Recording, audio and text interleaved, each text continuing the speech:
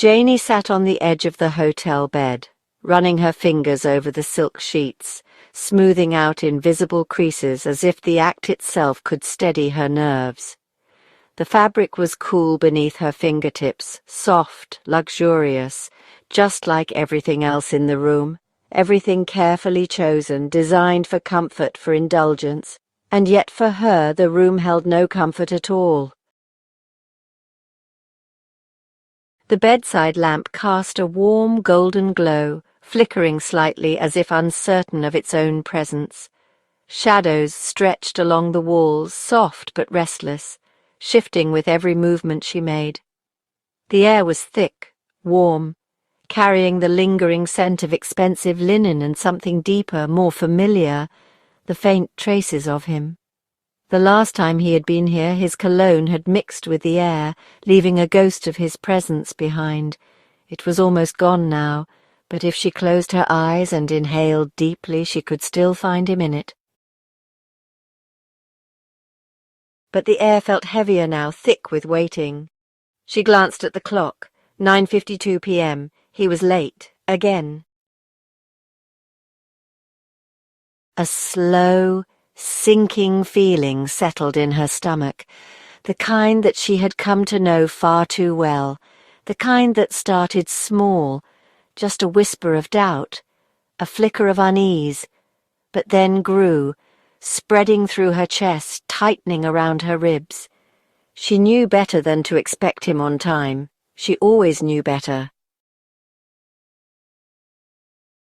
And yet every time some foolish, desperate part of her still hoped, still clung to the idea that maybe, just maybe this time would be different, that he would walk through the door when he said he would, that she wouldn't have to sit here watching the clock, feeling like she was bracing for disappointment before it had even fully arrived. The minutes dragged, the silence thickened. Janie flexed her fingers, realizing she had been gripping the sheets too tightly, her nails pressing into the silk. She let out a slow breath, willing her body to relax, but it was useless. The tension had already taken hold, curling into her spine, settling behind her eyes like an impending storm.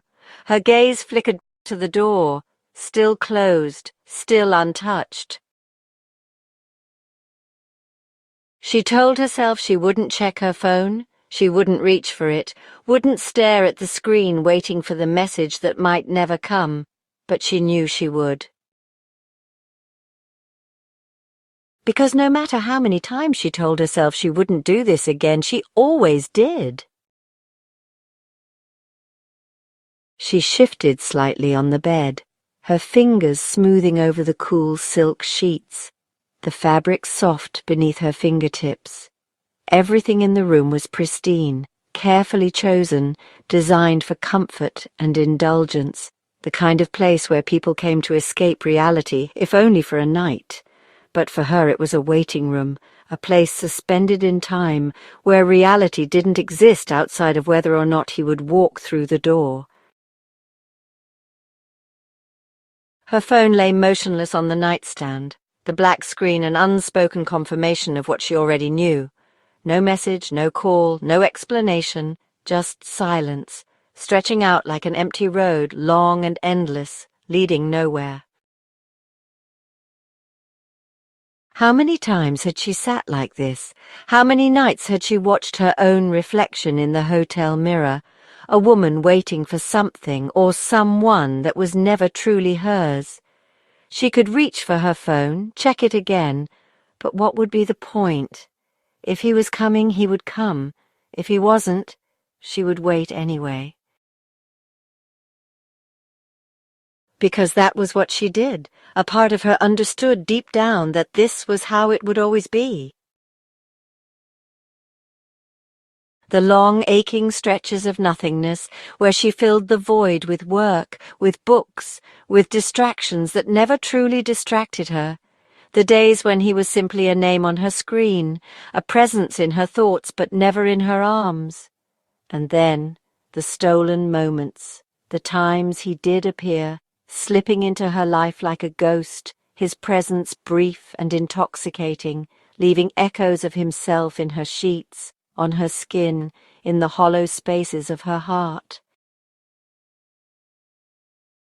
He was never there long enough to be real, never long enough to belong to her, just long enough to haunt her, and still she kept waiting, because the ache of waiting for him was somehow better than the ache of letting him go. The soft click of the door unlocking shattered the silence. Janie's breath hitched, her body stiffening as if bracing for impact. The moment had finally arrived, the moment between aching anticipation and the sharp relief of his presence. He stepped inside, closing the door behind him with the same deliberate care he did everything else. Measured, controlled. His movements were effortless, like a man who had never been rushed, never been uncertain. The cool air from the hallway clung to him, laced with the sharp bite of night, the faint scent of leather, whiskey, and something darker. Something that made her stomach tighten with a need that felt almost painful. His expression, as always, was unreadable, dark eyes scanning her, taking her in, calculating. Janie didn't move, didn't breathe. She stayed on the bed, spine straight, hands resting in her lap, fingers curling slightly against the silk sheets. Tense, expectant. The moment stretched between them, thick with unspoken things, unacknowledged truths. She wanted to reach for him, to break the distance, but she knew better. That was never her role to play. Instead, she let the silence build, let it crackle between them like a live wire, heavy with need, with restraint. He crossed the room slowly, shrugging off his jacket, loosening his tie with practiced ease. Every action was deliberate, stripping away the world outside this room, shedding the man who lived in secrets and stepping into the only space where he could be with her.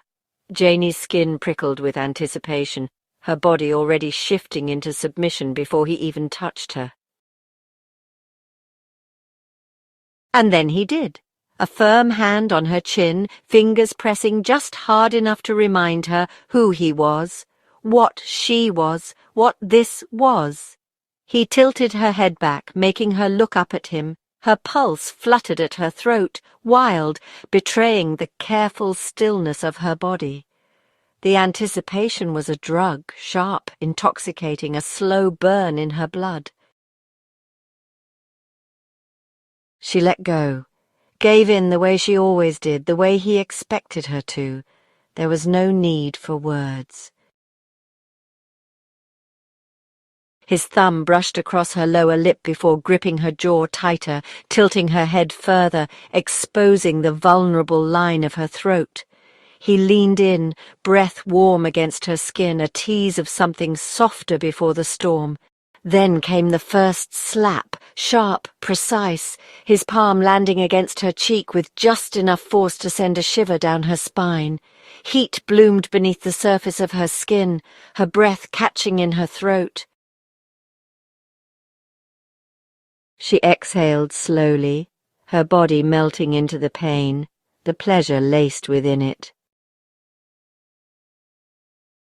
His hands moved with purpose, stripping her of everything, fabric, control, thought. She was bare beneath him, laid out like something to be claimed, to be moulded beneath his touch. The belt, the rope, the slow, methodical binding of her wrists, her thighs, her surrender. Each knot tied with the same precision that ruled his life, each loop a promise, a reminder of who owned her in this moment. She didn't fight it. She never did.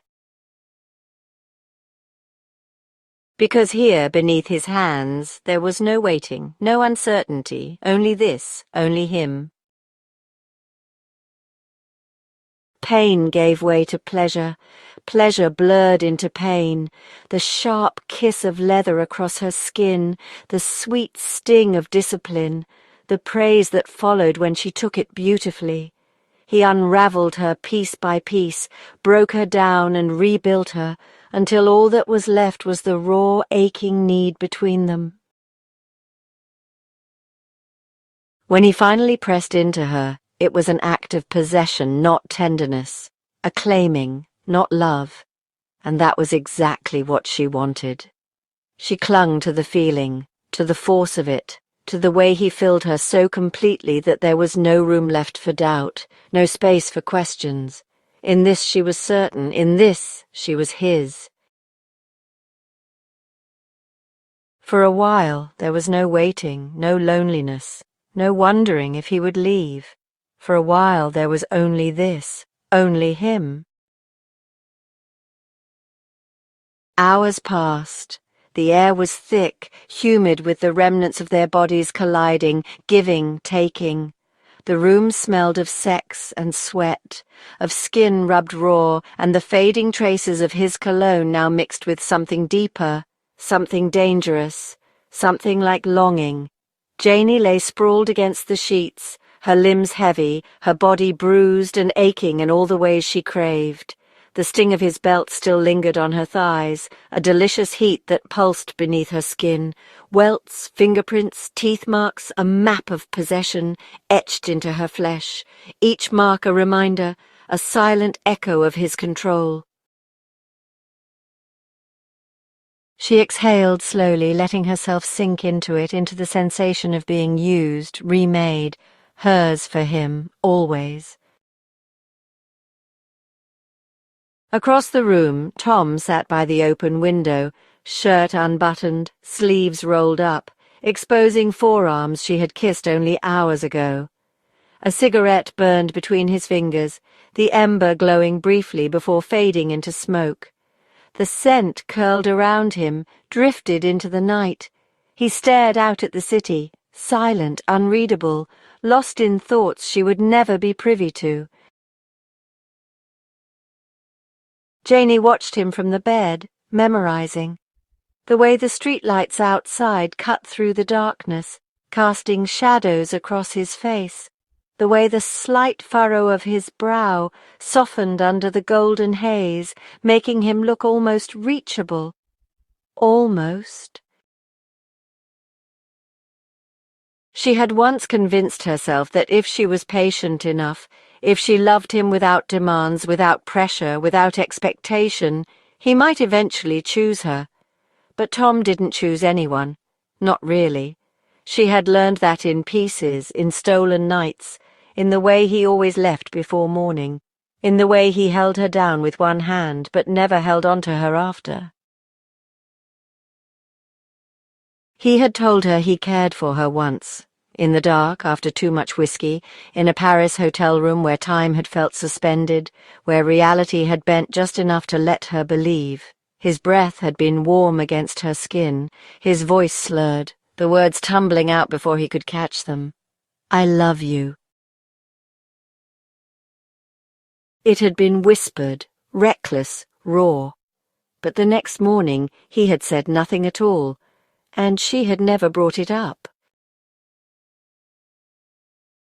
Because deep down, she knew. Tom belonged to secrets, to shadows, to a world where love was a liability, and she belonged to this. Waiting, aching, surrendering to moments that were never enough. She closed her eyes, listening to the distant hum of the city below, feeling the weight of everything unspoken pressing against her ribs. She wouldn't ask if he would stay. She wouldn't ask if this was the last time. She already knew the answer. By morning he would be gone, and she would wait again. If you like this story, please like, comment and subscribe to my channel and check out more.